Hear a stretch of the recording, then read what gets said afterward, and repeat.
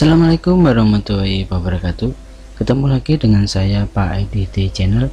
Kali ini saya akan melanjutkan mata pelajaran simulasi digital, yaitu membahas bab 2, yaitu program pengolah kata atau MS Word. Nah, aplikasinya ada beberapa macam dari program pengolah kata itu. Di antaranya kita bisa memanfaatkan untuk pembuatan laporan. Contohnya kalau di SMK atau mungkin di SMA itu ada beberapa laporan. Ini ada laporan praktek kerja lapangan atau PKL. Yang berikutnya ada lagi praktek kerja industri atau prakerin, itu juga istilah yang lain. Nah, sebelum kita membuat itu, kita setidaknya mengetahui dulu tata letak penulisan atau aturan dari pembuatan laporan ya. Di antaranya adalah yang pertama adalah kertasnya A4. Kita di menu sini page layout ya, ini ada size. Nah, ini kita bisa langsung memilih ukurannya, kertasnya adalah A4. Nah, berikutnya lagi selain kertas, kita juga disuruh mengatur bahwa spasinya adalah 1,5. Nah, itu untuk pola memilih spasi itu ada di sini. Nah, gambar ini. Ini kita pilih yang 1,5. Berikutnya untuk bentuk huruf Times New Roman boleh. Ini size nya ada 12. Ini kita bisa ganti menjadi 12. Nah, atau Calibri 12 juga boleh, atau Times New Roman juga boleh. Yang kalau Times New Roman berarti ada di bawah urut ini.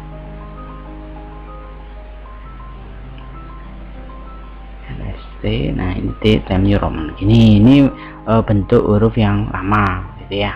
Nah, diganti Calibri saya kira juga nggak masalah. Nah, itu aturan yang pertama mengenai kertas, spasi, size, ukuran, dan bentuk huruf. Yang berikutnya adalah batas pengertikan atau margin. Nah, marginnya atas, kiri. Mana sih margin itu? Margin itu ada di sini. Kalau kita klik, nah ini ada di margin. Nah, kalau ketentuannya di sini ini tidak sesuai dengan aturan yang ada di sini tadi, maka sama masuk ke menu ini, yaitu klik custom margin. Nah, ini kalau tadi atas dan kiri, atas berarti top, ini diganti menjadi 4 cm, sedangkan yang kiri left, nah ini juga 4 cm. Terus yang bawah dan kanan, bottom ini bawah, diganti 4 cm. Berikutnya lagi kanan, ini 3, bawah 3, dan kanan 3, baik kanan. Kalau sudah kita oke. Nah, sebenarnya batas inilah ya, biar batas atas biar kita nggak terlalu ke atas, juga batas kiri tidak terlalu ke kiri, sehingga nanti kalau ada penjilitan itu pengetikan kita masih nggak ikut kejilid gitu. Intinya seperti itu tujuannya. Nah, berikutnya kita bisa menampilkan sih sebenarnya garis-garis putus kecil ini. Kalau seperti ini saat ini kan nggak ada ya, kita bisa menampilkannya. Caranya ada di sini, file, option. Nah, ini kita masuk ke menu ini advance. Nah, itu di bawah pada menu, nah ini show document contents, kita klik ini show text boundaries. Nah, kita diklik, terus kita klik OK, maka tampil seperti ini. Baru kita bisa mengetikkan tulisan laporan misalkan ya. Nah, itu bisa gitu seterusnya. Nah, ada lagi yang lain, yaitu jarak pengetikan bab dan subbab. Nah, judul bab berupa kapital, nanti di bawah itu ada, misalkan ada tulisannya bab 1 gitu, itu menggunakan huruf besar atau huruf kapital, bab 1 misalkan gitu. Terus yang berikutnya jarak 2 spasi dengan subbab yang lain, jadi spasinya 2 kali. Nah, untuk subbab yang lain, jarak subbab 1 spasi dengan isi. Nah, langsung berarti ya, nanti kalau ada subbab otomatis di bawahnya langsung di enter aja, langsung diketikkan gitu ya. Nah, penomoran halaman ini diisi dengan daftar isi itu terus ini 2, ini yang ke Romawi ya, ini 1, 2 dan seterusnya untuk tulisan kata pengantar dan sampai daftar isi seperti itu. Sedangkan setiap halaman menggunakan angka 1 dan 2 itu berada di posisi kanan bawah. Nanti kita bisa atur ini adalah nomor halaman gitu. Nah, penjelasannya akan di praktek yang berikutnya. Kita bisa coba.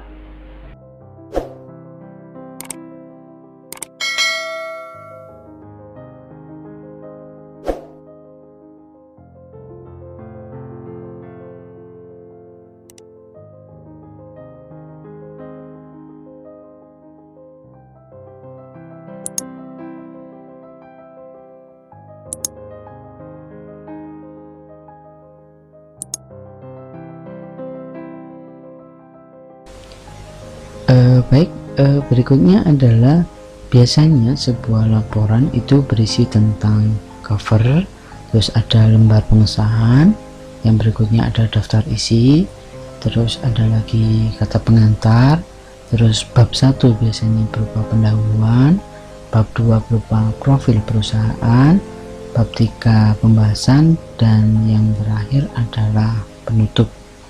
Nah, oke, langsung saja untuk yang praktek berikutnya.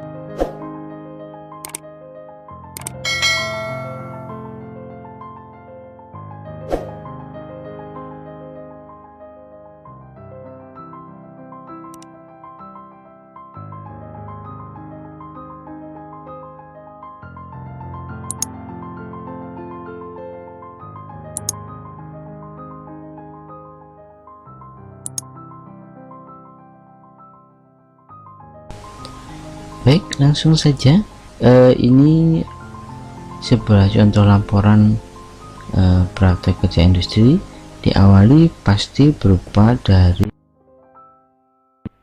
sampul. Ini kita coba tuliskan seperti ini, misalkan laporan itu biasanya ditengahkan ya, kita ke tombol center ini. Kalau misalkan kita menulisnya di tepi, maka dia harus ditengahkan seperti ini. Laporan praktek kerja industri atau prakerin atau praktek kerja lapangan atau PKL, dan disertai dengan tempat lokasi prakerin itu berada. Ini contohnya adalah di bos notebook ya. Nah, selanjutnya adalah di bawahnya keterangan bahwa ini adalah menunjukkan bahwa sebuah laporan prakerin atau PKL. Di bawahnya ada logo, biasanya logo SMK ya. Nah, caranya adalah kita bisa tampilkan dengan cara insert picture. Saya coba untuk gambar logo seperti ini.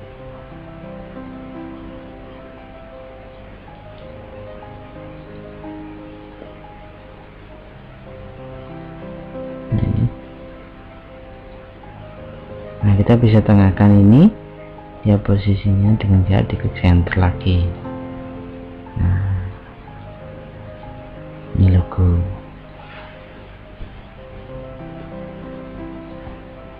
Nah, di bawahnya logo ini ada yaitu identitas dari orang yang melakukan PKL atau prakerin tadi.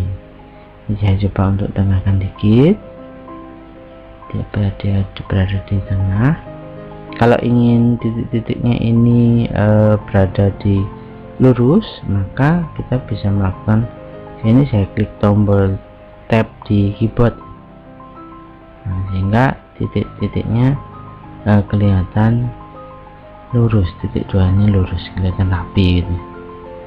Nah, setelah identitas, maka di bawahnya itu akan menunjukkan bahwa sekolah di mana, terus jalannya, mungkin websitenya, emailnya, dan tahun pelajaran PKL itu dilakukan. Nah, baik, di bawahnya ini adalah yang halaman kedua, itu adalah lembar pengesahan. Lembar pengesahan ini adalah menunjukkan bahwa prakerin digunakan sebagai legalitas. Di sini berisi berisikan tentang lembar pengesahan. Ini ada tulisan laporan praktek industri, terus tempatnya di mana, terus ada waktu pelaksanaannya ini. Termasuk juga ada identitas pribadinya. Saya luruskan kembali.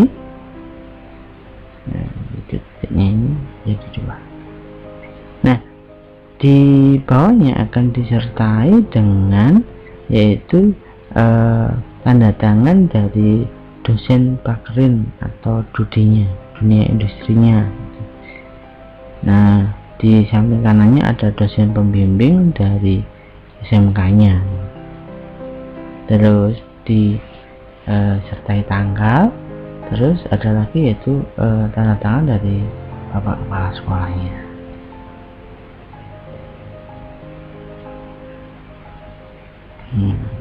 Nih, nah ini lembar pengesahan, isinya seperti ini.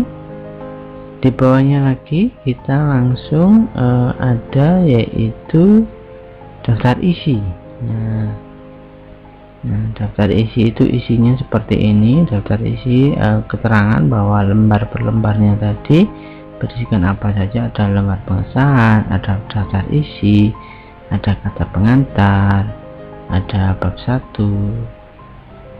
ada bab 2 profil perusahaan, ada bab 3 pembahasan, sampai ke bawah ada bab 4 penutup, bahkan ada daftar pustaka.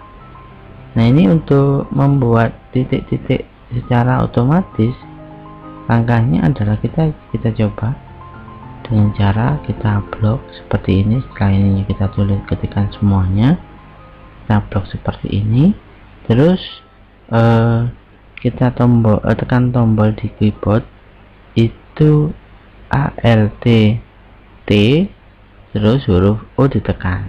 Nah, munculnya seperti ini.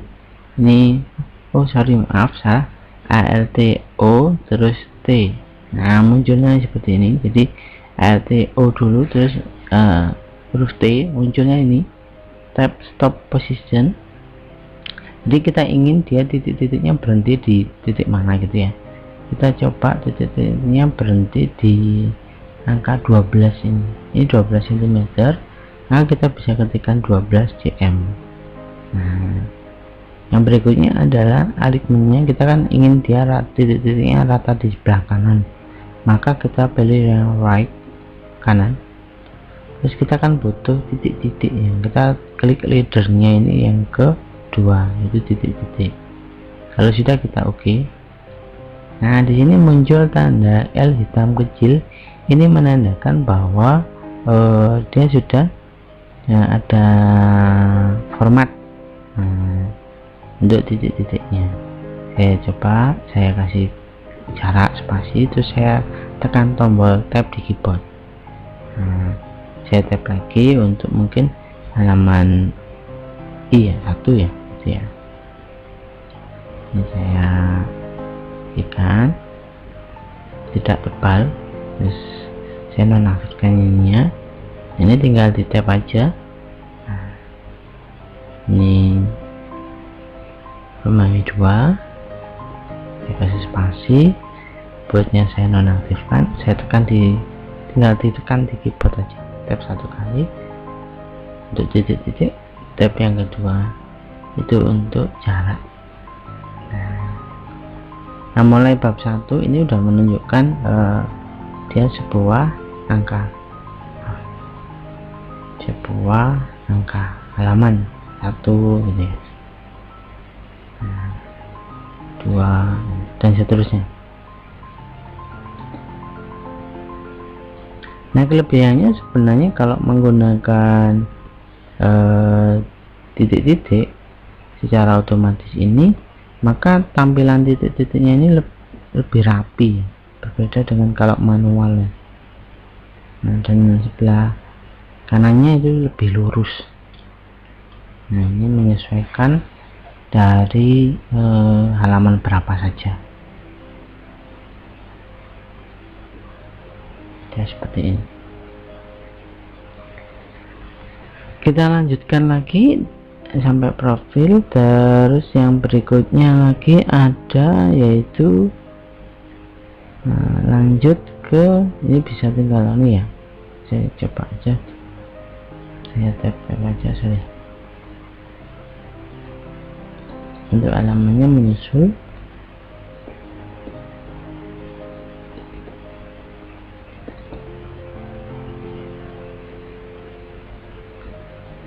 Saya nonaktifkan boardnya.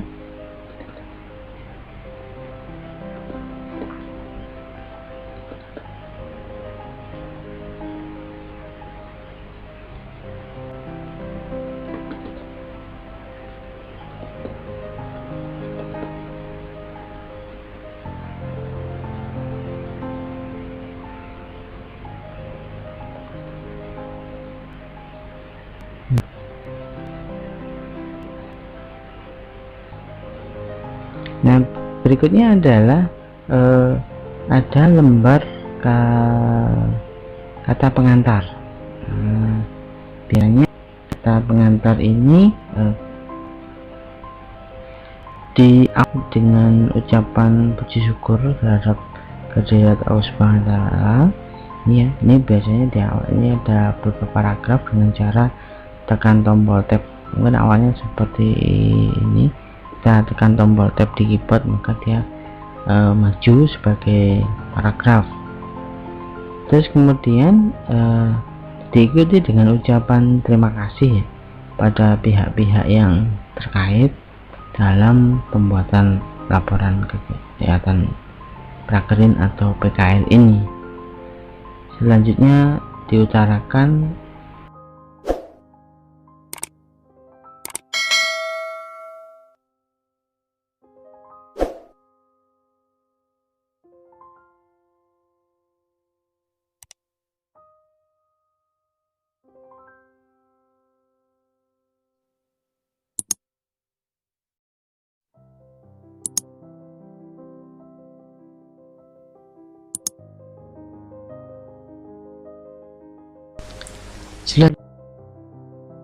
kata pengantar.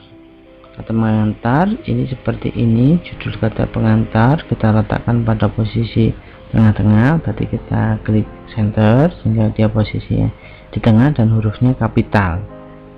Yang kedua, ini ada setiap paragraf itu kita kasih tanda tab.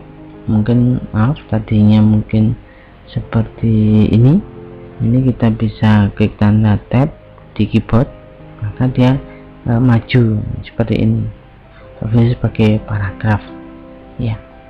Yang berikutnya adalah paragraf pertama, itu biasanya tentang ucapan puji syukur ya, misalnya kepada kehadirat Allah Subhanahu wa Ta'ala, seperti itu. Ini adalah paragraf pertama biasanya.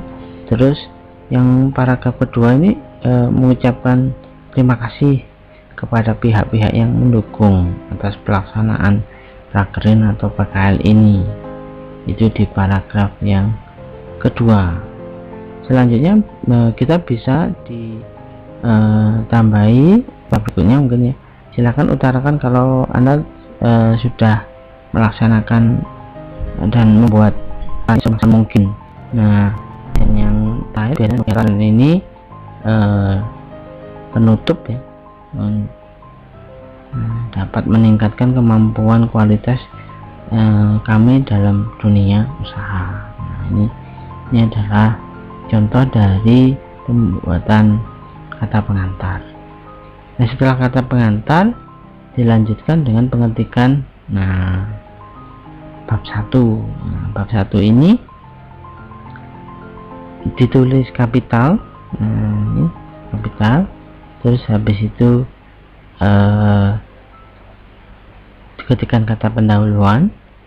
Di bab 1 ini berisikan tentang 1.1 ada latar belakang diadakannya kegiatan prakerin atau PKL ini ya. Yang berikutnya ada, ini tujuannya kan untuk mendapatkan pengalaman di dunia kerja gitu ya. Yang keduanya ada ya di poin 1 titik. Jadi yaitu tentang maksud dan tujuannya. Nah, mungkin secara dirinci contohnya banyak yang memperhubungan antara sekolah dan meningkatkan efektivitas dan efisien proses pendidikan dan pelatihan kerja kualitas, memberi pengalaman serta pengalaman kerja sebagai bagian dari proses pendidikan. Nah, itu adalah maksud dan tujuannya. Yang berikutnya adalah poin 1.3, itu adalah tempat dan waktu pelaksanaan. Tempatnya berada di mana? Ini contohnya adalah di pos notebook, terusnya adalah waktu pelaksanaannya tanggal berapa sampai tanggal berapa gitu. Dilanjutkan lagi di bab 2. Bab 2 ini bab 2 nya sengaja di halaman yang di bawah lagi gitu ya, jadi enggak lanjut di bawahnya dari halaman itu yang paling belakang, enggak, yang pada itu adalah perusahaannya. Profil perusahaan adalah ini sejarahnya perusahaan dari berapa. Nah, ini alamatnya berada di mana, ini kan kasusnya. Kalau kasus di sini ini perusahaan ini, toko ini dia berpindah dari satu ke tempat yang lain ya. Dan spesifikasi untuk notebook ini adalah toko untuk tempat apa. Nah, ini ternyata adalah tempat usaha untuk perakitan komputer, PC komputer. Seperti dua organisasi perusahaan ternyata dikelola secara individu. Kalau misalkan ini perusahaan besar pasti ada struktur organisasinya. Nah, itu besar di poin titik. Yang berikutnya ada poin 2.3. Ini adalah bidang usaha. Nah, ini usaha di bidang apa? Ini adalah bisa untuk service, tentang aksesoris dan menerima jual beli notebook atau komputer. Pada itu menjelaskan tentang bab 2 file dari perusahaan tersebut. Nah, kita bahas yang berikutnya ada yaitu bagaimana ini ada pembahasan poin 3.1 yaitu mengenai dari. Nah, selama menunjukkan bahwa waktu lapangan dari tanggal berapa di mana proses pertanyaannya apa dipelajari di sana. Caranya dia belajar tentang marketing, ada bios untuk instalasi, musik, melihat di harddisk, mungkin begitu orang mati. Dan dengan kedua di instalasi terkait ini mengajar marketing, mengajar memperoleh produk ada di perusahaan. Yang kedua marketing produksi.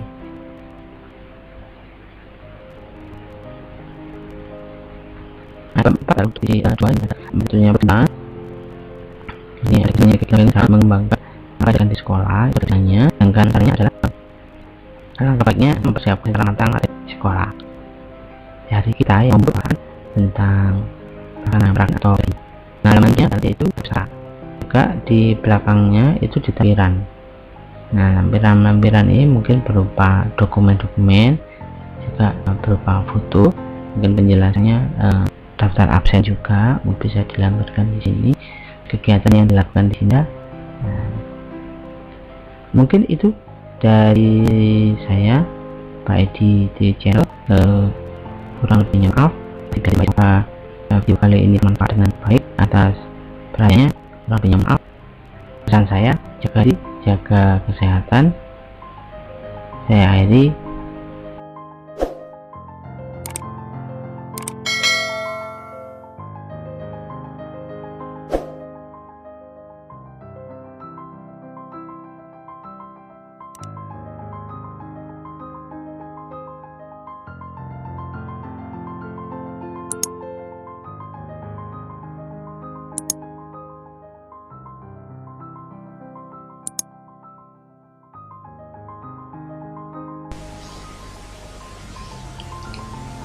Baik, terima kasih saya ucapkan untuk pertemuan hari ini. Bagaimana kita membuat laporan prakerin atau PKL. Saya ucapkan terima kasih banyak. Mohon maaf jika ada kesalahan. Prinsip tetap di atas langit ada langit. Artinya orang itu pasti punya kepandaian, kelemahan. Ada orang yang lebih pintar lagi. Seperti itu. Dan pesan saya, jaga diri, jaga kesehatan, tetap sholat, serta tolong diklik subscribe, di like, and di share karena ini bersifat gratis. Kurang lebihnya saya mohon maaf. Saya Adi. Assalamualaikum warahmatullahi wabarakatuh.